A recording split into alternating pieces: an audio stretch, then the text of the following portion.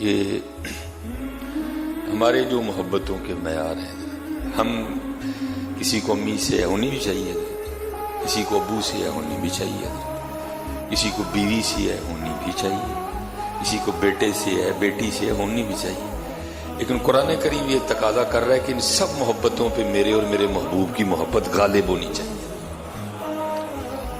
سب محبتوں پہ میرے اور میرے محبوب اور جہاد کی محبت غالب ہونی چاہیے، لیکن ادھر غالب والی بات نہیں ہے۔ اب دیکھو نا، باپ سے کتنی محبت ہوتی ہے۔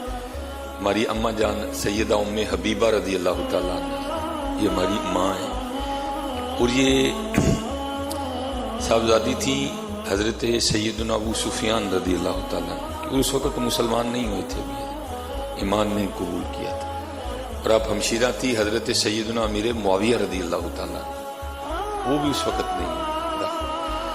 یہ حضرت ابو سفیان جو ہے نا، یہ کسی کام کے سلسلے میں کسی مقصد سے یہ مدینہ طیبہ ہے، حضور نبی علیہ السلام کی بارگاہ، وہ مقصد تو پورا نہیں ہوا، تو دل میں خیال ہے چلو جس مقصد کے لیے آیا تھا وہ تو پورا نہیں ہوا، چلو بیٹی سے تو ملتا جاؤں۔ وہ اپنی بیٹی کے گھر جو ہے نا وہ حاضر ہوئے، جو اس وقت ہماری ماں بن چکی تھی، جو اس امت کی ماں بن چکی تھی اس وقت، حضرت سیدہ ام حبیبہ رضی اللہ تعالیٰ۔ اب حضرت جی فقر تھا، ہماری طرح تو نہیں کہ 10 کمرے، ہر کمرے میں وکھرا بیڈ، ہر کمرے میں وکھری چادر، ہر کمرے میں وکھرے صوفے، وہ تو فقر تھا۔ وہ سادہ سا نبی علیہ السلام کا کاشان مبارک، اور اس میں ایک سادی سی لیکن روئے زمین کی سب سے قیمتی چارپائی بچھی ہوئی تھی، اور اس چارپائی پر روئے زمین کی سب سے قیمتی چادر بچھی ہوئی تھی۔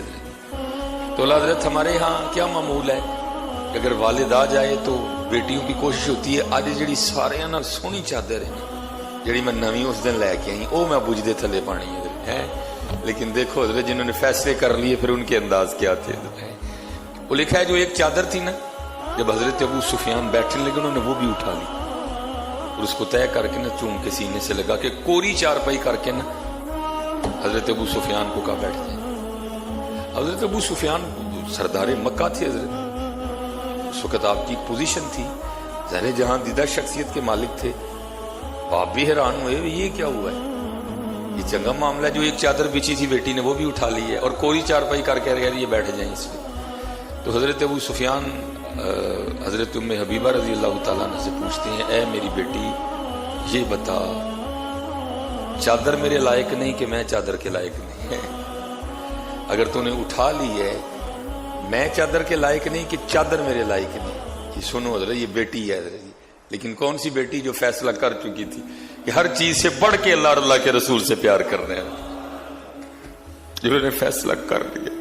ہماری عمریں گزر گئی حضرت، ہم سے آج تک فیصلہ ہی نہیں ہوا کوئی بھی، ہم پھنسے ہوئے اسی دنیا داری میں۔ یہ وہ تھے جنہوں نے فیصلہ کر لیا، آپ نے اٹھا لی۔ پوچھتے ہیں میں چادر کے لائق نہیں کہ چادر میرے لائق ہے؟ تو آپ نے آگے سے فرمایا، اے میرے والد آپ چادر کے لائق نہیں۔ پوچھا وہ کیوں؟ آپ نے فرمایا یہ وہ چادر ہے جو ہر روز حضور کے جسم مبارک کے بوسے لیتی ہے۔ آپ ہیں تو والد لیکن ہیں کافر، لیکن میں کسی کافر کو اپنے محبوب کی چادر پہ نہیں بیٹھنے دوں گی۔ یہ ہماری عمریں گزر گئی حضرت، ہم سے آج تک فیصلہ ہی نہیں ہوا۔